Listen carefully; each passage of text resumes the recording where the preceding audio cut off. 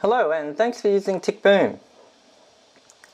In this video I'm going to be focusing on the middle question that a student has sent through, which reads, if w equals az plus bz to the minus 1, all divided by bz plus az to the minus 1, show that if the modulus of z is equal to 1, then the modulus of w must also be equal to 1. So if I just write out what we're given, so we've got this complex number w, which is az plus bz to the minus 1, on bz plus az to the minus 1, and we're told that the modulus of z is equal to 1, and we want to show that the modulus of w is equal to 1. So that's what we're dealing with. Again, whenever I see a z to the minus 1 or a complex number to the minus 1, I think mod arg form de Moivre's theorem. So let's let z equal r cos theta plus I sine theta. Now, our modulus of z is equal to 1. So really, that's just going to be cos theta plus I sine theta.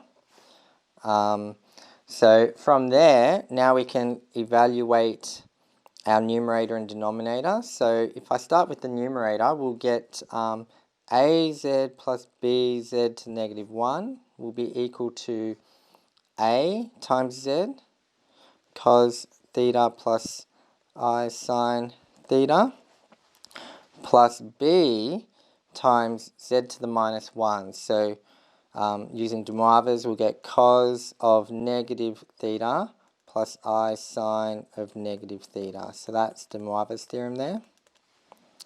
Now if I expand this, we'll get a cos theta plus I sine theta plus b cos theta minus I sine theta. And that's using cos of negative x equals cos of x, and sine of negative x equals negative sine of x, even and odd functions. So now I can kind of expand and bring together. So in terms of what's in front of cos theta, we're going to have a plus b in front of cos theta. And in terms of what's in front of I sine theta, it will be a minus b. I sine theta.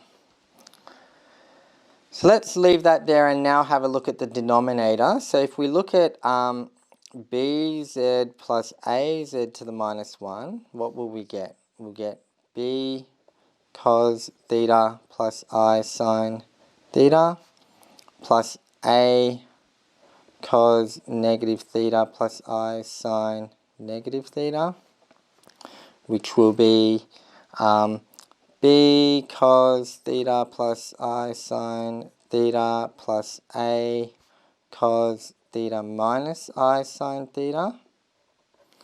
And again, if we look at what's in front of cos theta, it'll be a plus b again. A plus b cos theta.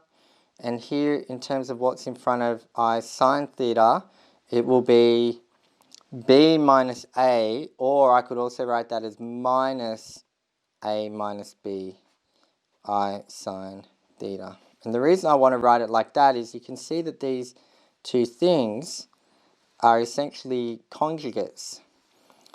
In terms of what's the real part is the same, and the imaginary part is just the negative.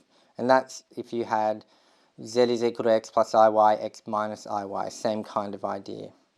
So if I was to say let k equal az plus bz to the minus 1, the numerator, which is our a plus b cos theta plus a minus b I sine theta, then I could conclude that the conjugate of k would be equal to this denominator, bz plus az to the minus 1 equals a plus b cos theta minus a minus b I sine theta. So therefore, what I can conclude is the W, as defined, is K on the conjugate of K. And if I make note of the very common result that K times the conjugate of K is equal to the modulus of K squared, then rearranging that, I can get the conjugate of K is equal to the modulus of K squared divided by K. So now if I insert that back into our W, or if I first go, okay, well, let's work out the modulus of W. The modulus of W is equal to the modulus of essentially K times 1 on the modulus of K.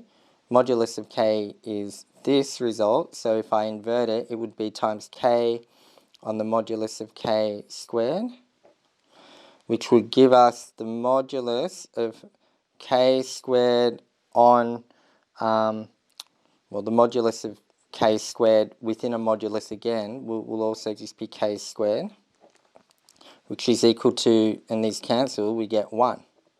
It's the magnitude of the number 1. And that's what we were asked to show.